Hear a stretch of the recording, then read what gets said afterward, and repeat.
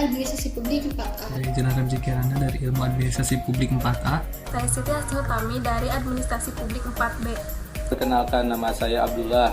Nama saya Maharani Aulia Putri dari Program Studi Administrasi Publik kelas 4C. Saya Wanti Alvini Pamungkas. Saya dari Prodi Administrasi Publik semester 4C. Nama saya Muhammad Adrianur Hakim, Prodi Administrasi Publik 4C.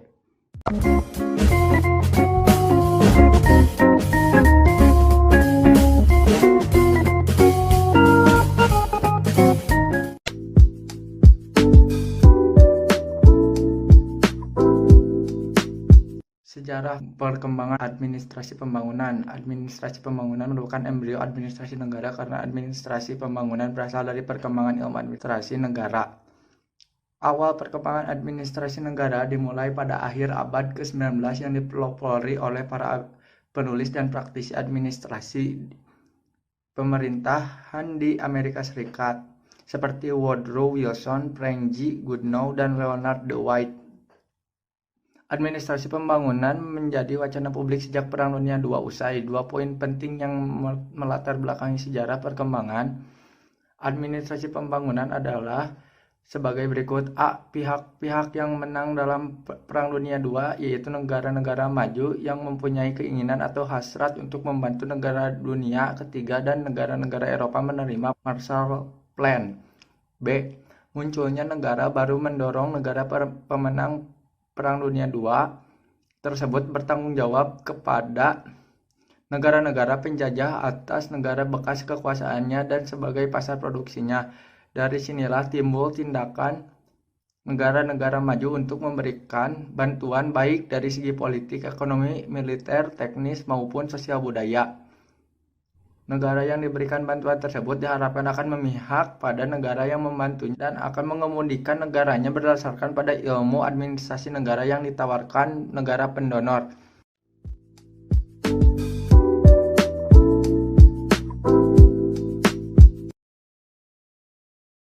Di sini saya akan menjelaskan pengertian administrasi. Administrasi berasal dari bahasa Latin yaitu ad, intensif, dan ministrate, melayani, membantu, dan memenuhi. Administrasi merujuk pada kegiatan atau usaha untuk membantu, melayani, mengarahkan, atau mengatur semua kegiatan untuk mencapai suatu tujuan. Administrasi adalah bisnis dan kegiatan yang berkaitan dengan pelaksanaan kebijakan untuk mencapai tujuan. Administrasi dalam arti luas adalah seluruh proses kerjasama antara dua orang atau lebih untuk mencapai tujuan dan menggunakan infrastruktur yang efektif dan efisien.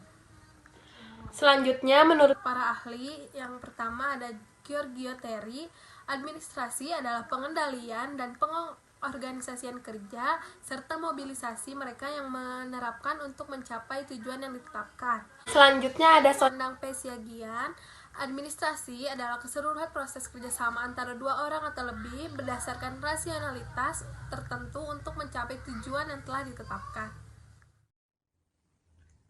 Nah, teman-teman semua, setelah tadi kita mengetahui apa itu administrasi, sekarang kita harus tahu apa yang dimaksud dengan pembangunan. Jadi, secara umum, pembangunan ini adalah suatu usaha atau rangkaian kegiatan usaha pertumbuhan dan perubahan yang terencana dan dilaksanakan secara sadar oleh suatu negara, bangsa, dan pemerintah dalam rangka pembinaan bangsa.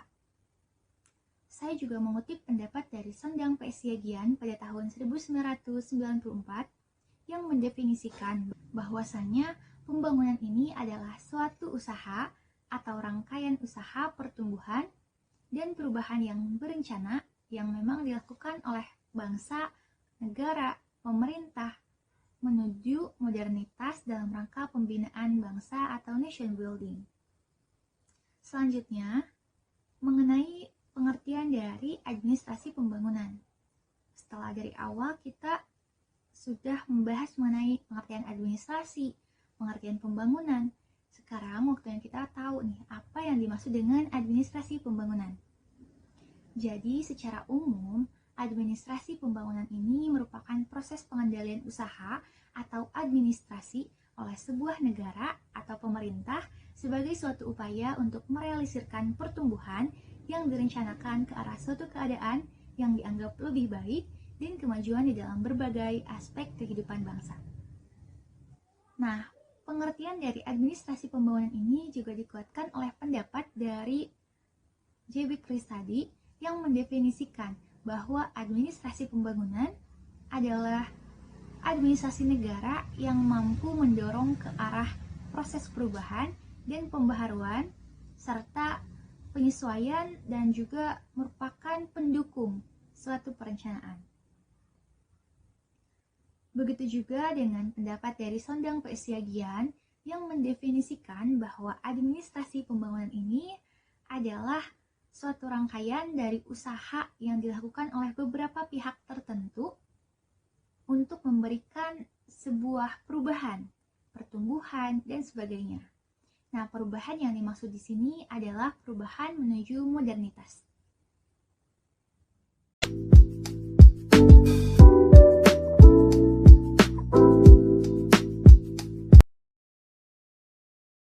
Di sini saya akan menjelaskan tentang perkembangan administrasi ke arah administrasi pembangunan.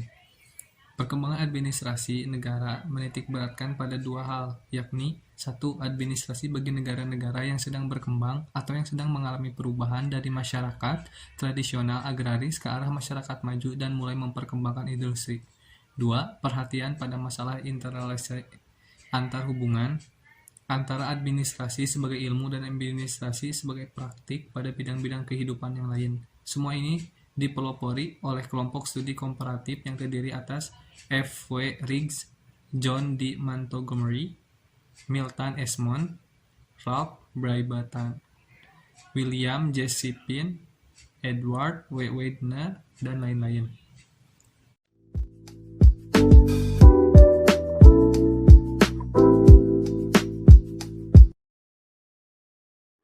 Saya akan menjelaskan tentang fungsi administrasi pembangunan. Secara umum ada dua fungsi administrasi pembangunan, yaitu pembangunan administrasi dan administrasi di bidang pembangunan. Yang pertama yaitu administrasi bagi pembangunan. Administrasi bagi pembangunan memiliki arti bahwa kegiatan administrasi dilakukan dari dan untuk pembangunan.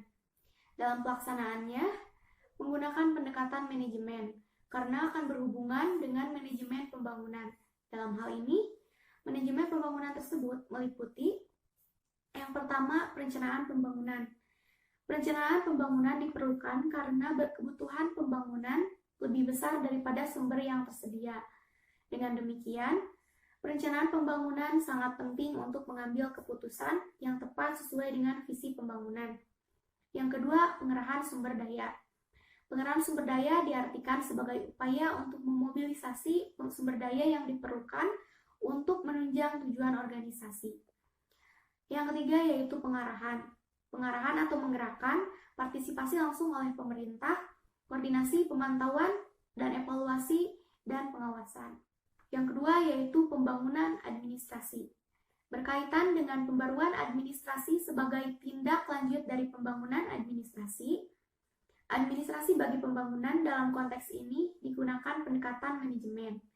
Maka dapat dikatakan bahwa masalah administrasi bagi pembangunan adalah masalah manajemen pembangunan. Sedangkan untuk menerangkan pembangunan, administrasi akan digunakan pendekatan organisasi.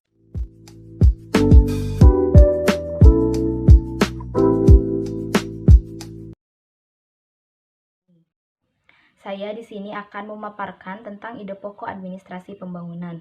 Terdapat 7 pokok dalam administrasi pembangunan. Yang pertama, pembangunan merupakan proses.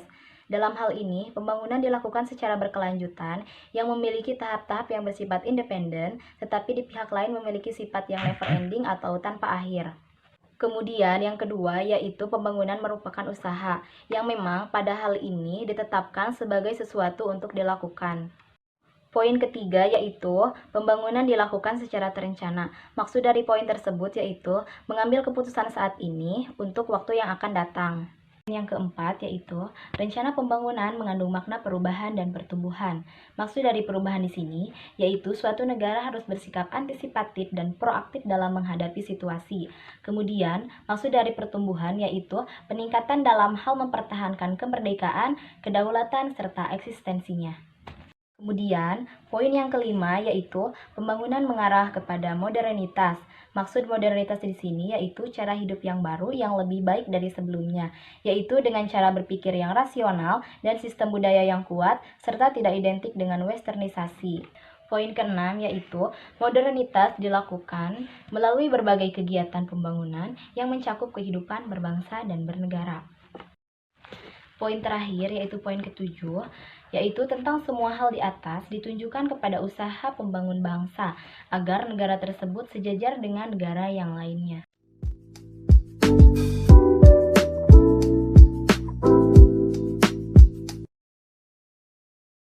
Nah, di sini ada ciri-ciri administrasi pembangunan secara umum, yaitu adanya suatu orientasi administrasi untuk mendukung pembangunan. Yang kedua, adanya peran administrator sebagai unsur pembangunan. Yang ketiga, perkembangan, baik dalam ilmu maupun pelaksanaan perencanaan pembangunan, terdapat orientasi yang semakin besar akan memberikan perhatian terhadap aspek pelaksanaan rencana, dan administrasi pembangunan masih berdasarkan pada prinsip-prinsip administrasi negara.